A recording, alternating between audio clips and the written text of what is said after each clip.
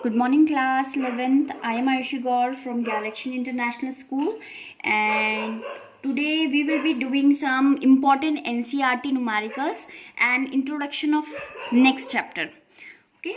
सो यहाँ पर जो भी मैं क्वेश्चंस कराऊंगी वो क्या होंगे, आपके एग्जाम्पल बेस्ड होंगे एंड इसके बाद आपको एनसीईआरटी के क्वेश्चन इन्हीं के बेस में करने हैं. ओके, तो जो फर्स्ट क्वेश्चन यहाँ पर दिया गया है वो है, a solution is prepared by adding 2 gram of a substance A to 11 gram of water. मतलब कि इन दोनों का मिक्सचर प्रिपेयर किया गया है एंड हमें क्या क्वेश्चन पूछा गया है, calculate the mass percent of the solute. ठीक है, तो सबसे पहले हमेशा अगर if you want to acquire maximum marks और fetch maximum marks you have to write given and to find, ताकि टीचर को ये पता चल जाए कि you have understand the question. ठीक है, देन इसके बाद नेक्स्ट स्टेप होता है, किसी भी न्यूमेरिकल को सॉल्व करने के बाद पहले आपको गिवन लिखना है, टू फाइंड क्या फाइंड करना है वो लिखना है, और इसके बाद नेक्स्ट आपको इस तरीके से हाईलाइट करते हुए ब्रैकेट के अंदर क्या लिखना है, उसका फॉर्मूला लिखना है जो भी इस न्यूमेरिकल में अप्लाइड होगा.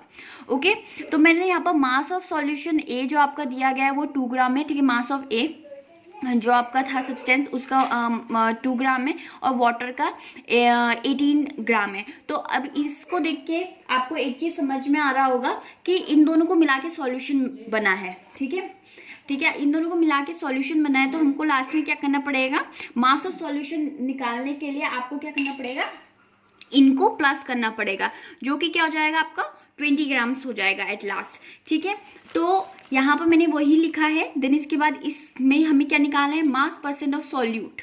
ठीक है, हम लोग को मास परसेंट ऑफ सॉल्यूट निकालना है, तो हमने वही लिखा मास परसेंट ऑफ ए, जो कि क्या है mass of A upon mass of solution, mass of solution.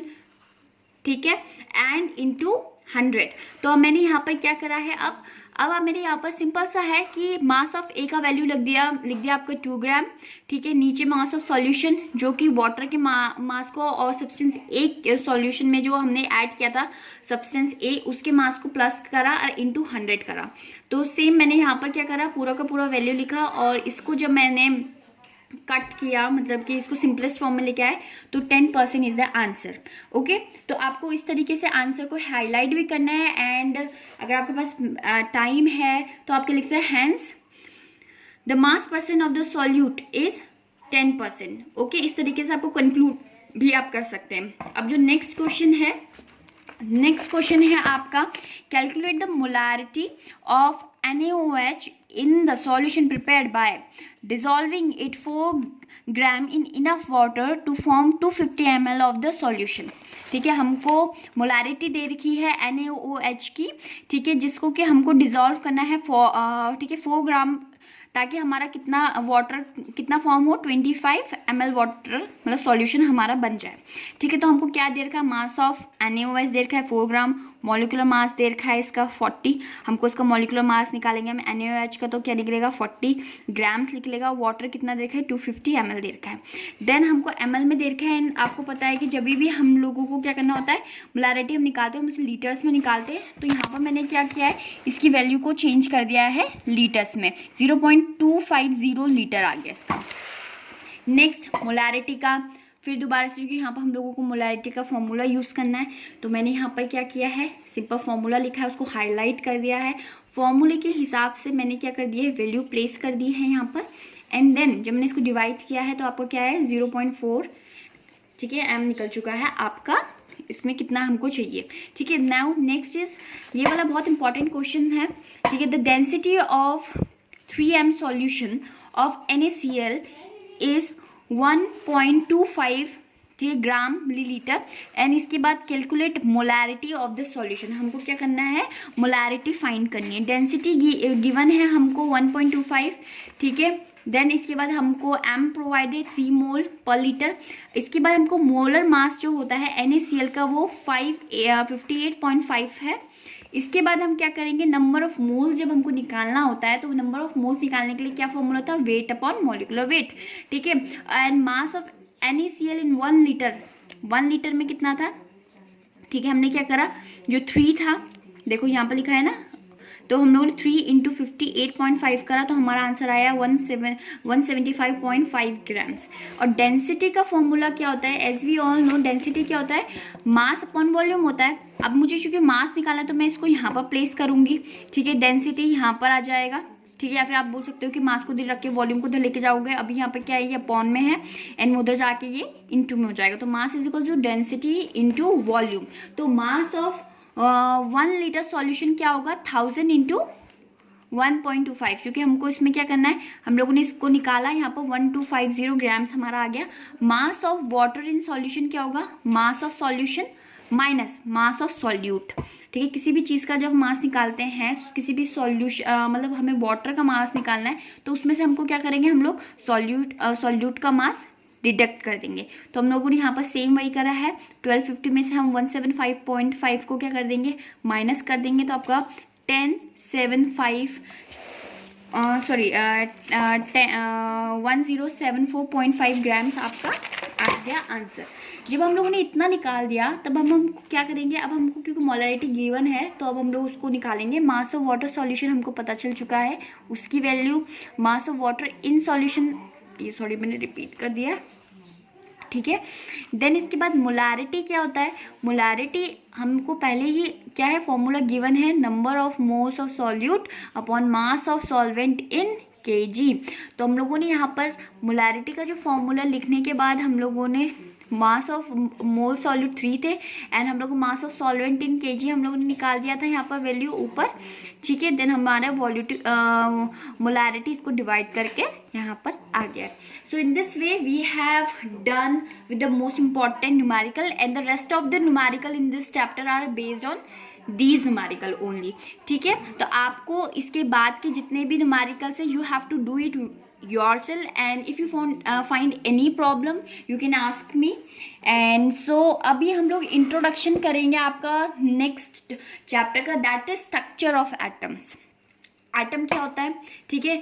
These notes are made in a like synopsis way, ठीक है, much smaller and much like आप ये बोल सकते हो कि बहुत मैंने शॉर्ट में करा है, ठीक है। You can go with your NCERT if you want to elaborate things, okay.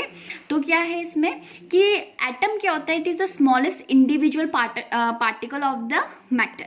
जिस तरीके से सेल होता है बॉडी का स्मॉलेस्ट, उसी तरीके से एटम क्या होता है, केमिस्ट्री में हम लोग एटम पढ़ते हैं as a smallest individual particle of any matter. ये हम लोगों ने पहले भी पढ़ा है।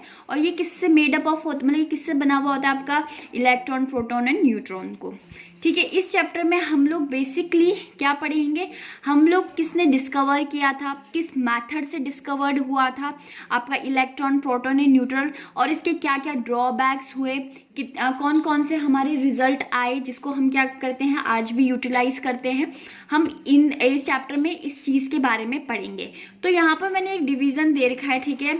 मतलब कि मैंने एक कंपैरिजन भी नहीं बोल सकती, ये है कि एक फ्लो चार्ट काइंड ऑफ, ठीक है, एक टेबल टास्क दे रखा है कि जिसमें मैंने सब चीज़ मतलब कि लिख दिया है। जैसे कि डिस्कवरी किसने करी थी, सर जे थॉमसन ने करी थी 1869 में। देन प्रोटॉन की किसने करी थी, गोल्डस्टिंग ने, ठीक है, 1886 में। एंड न्यूट्रॉन की किसने करी थी, चार्डिक ने 1932 में। इलेक्ट्रॉन की बात करें तो उसमें किस तरीके का चार्ज होता है, उसमें नेगेटिव चार्ज होता है एंड प्रोटॉन में पॉजिटिव। तो आप इसको अगर याद करना चाहे तो you can use the trick that P for protein and P for positive and neutron, ठीक है, N for neutron and N for neutral. और न्यूट्रॉन क्या होता है आपका, न्यूट्रल होता है। इसका मतलब negative is electron, positive is proton and neutral is neutron. अब इसका अमाउंट ऑफ चार्ज, इसके पास कितना चार्ज होता है, तो हम कॉलम में यूज़ करते हैं इसका नाम, ठीक है। तो इस मतलब चार्ज को हम लोग इस वैल्यू को इस तरीके से इसकी SI यूनिट होती है। तो 1.6 into 10 to the power -9 19 and 1 to ये दोनों क्या है बेटा, इक्वल अमाउंट होते हैं हमेशा। इक्वल नंबर ऑफ पॉजिटिव मतलब अमाउंट ऑफ चार्ज दोनों में क्या होगा, हमेशा इक्वल होगा। एंड यहाँ पर न्यूट्रॉन में 0 होता है। इसमें मास की अगर मैं बात करूँ, मास वेरी करता है, that is 9.11 into 10 to the power -31 kg। यहाँ पर 1.672614 into 10 to the power -27 and इन दोनों का क्वाइट सिमिलर है, ओके।